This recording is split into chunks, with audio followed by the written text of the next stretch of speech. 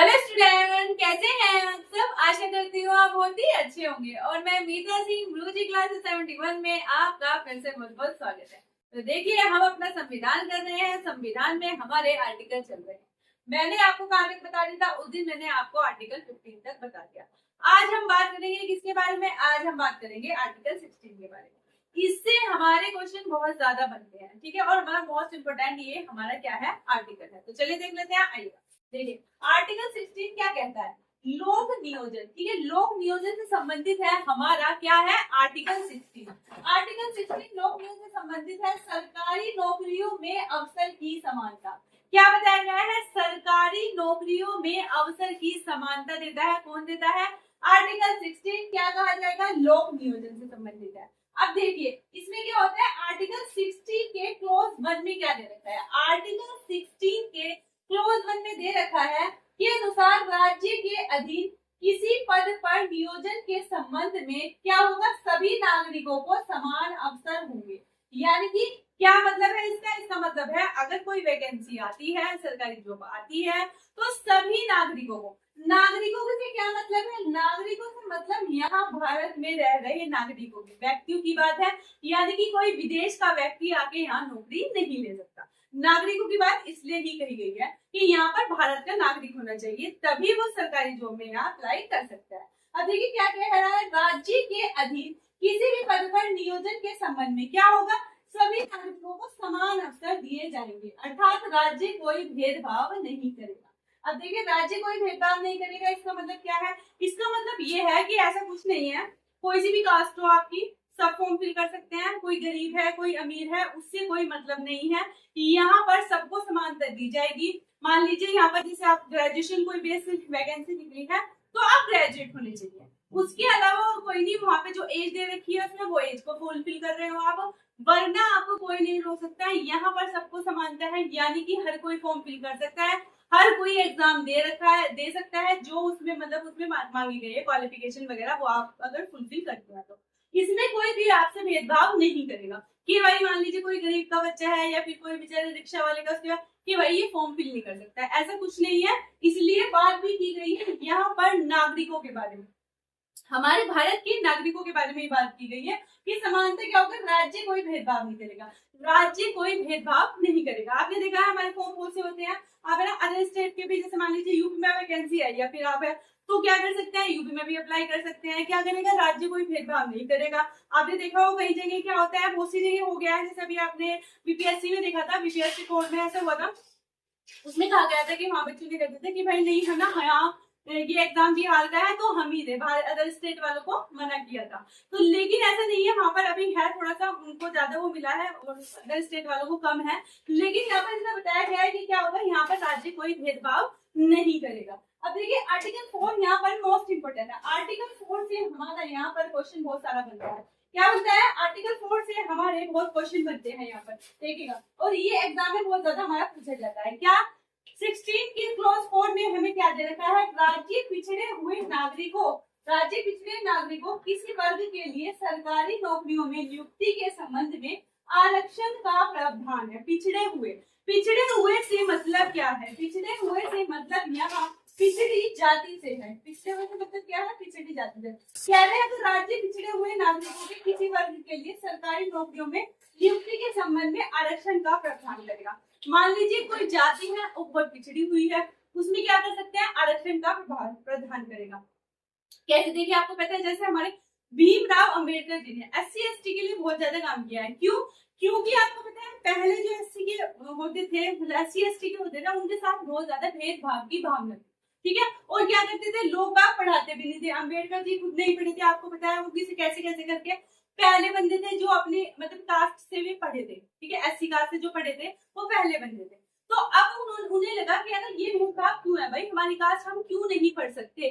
तो यहाँ पर बात ये बताई गई है कि नौकरियों में प्रावधान यानी कि मतलब जो हमारी जातियां, जो कास्ट बहुत नीचे तबके की है और जो मतलब बहुत ज्यादा पिछड़े हुए हैं, उन्हें क्या करना चाहिए, उनके लिए विशेष प्रावधान इसलिए किया गया था ताकि क्या कर सके, इक्वल हो सके सब, यानी कि ये जो भेदभाव की भावना है ये समाप्त हो सके और जो पिछड़ी जाति है वो भी क्या हो सके, अच्छी हो सके। इसके लिए इन्होंने यहाँ पर अम्बेडकर जी ने बहुत सारा काम किया था। लेकिन पता है इसमें भी प्रॉब्लम यहाँ पर ये आ जाती है कि जैसे मान लीजिए सब कास्ट में हर तरह का बंदा है, आपको पता है अच्छा भी है, बुरा भी है, फाइनेंशियली अच्छा भी है और नहीं भी है। तो यहाँ पर अब क्या बात होगी, जो अच्छे वाले हैं वो तो लाभ ले ही ले लेते हैं, बल्कि उनके चक्कर में जो हमारे जिन्हें लाभ मिलना चाहिए इस चीज का वो ही लाभ नहीं ले पाते। तो क्या हो रहा है, गरीब तो और ज्यादा गरीब हो रहा है और अमीर और ज्यादा अमीर हो रहा है, क्योंकि आपको पता है कास्ट की बात नहीं होती, अमीर गरीब हर कास्ट में है।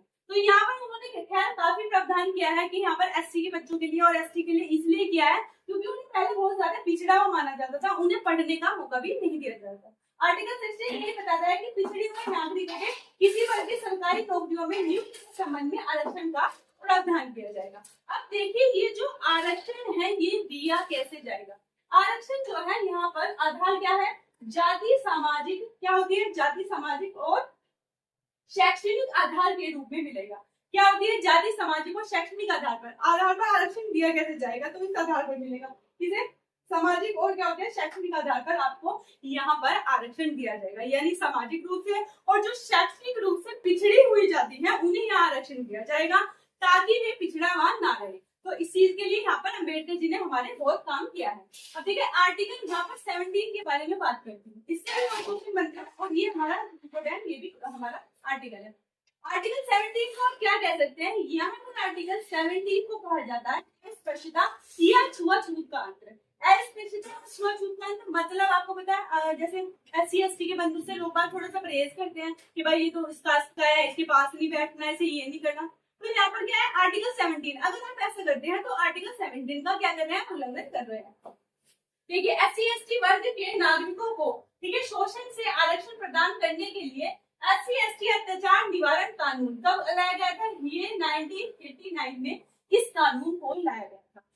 क्योंकि देखिए आरक्षण की बात तो ऐसी है, हमारे जो बातें ठीक है लेकिन आज भी हमारे यहाँ इस चीज का बहुत बात है। आपने देखा है लोग बात अलग से ही SC ST वालों को ऐसी नजर से देखते हैं जैसे भी पता नहीं क्या हो, ये आरक्षण की बात है। लेकिन आप देखिए आज के कानून है, अगर आप भी कोई भी ऐसा करता है तो क्या कर सकते हैं, उसके खिलाफ क्या हो सकती है, कार्रवाई हो सकती है। आर्टिकल 17 का उल्लंघन कर रहे हैं अगर आप SC ST के नागरिकों को शोषण से क्या कर रहे हैं, आरक्षण शोषण से आरक्षण प्रदान करने के लिए, इसीलिए यहाँ पर कानून बनाया गया है। केस क्या है, निवारण कानून, SC ST अत्याचार कानून निवारण कानून बनाया गया है। कब बना है, 1989 का निर्माण यहाँ पर किया गया। इसे कब किया था, इसे 1 जनवरी 1990 में लागू कर दिया था कि भाई ऐसा बिल्कुल नहीं होगा कि SC ST वालों को आप उसके यूनिक के छुआछूत अगर वो खड़ा है उससे दूर खड़े हो, मुझसे दूर खड़े हो।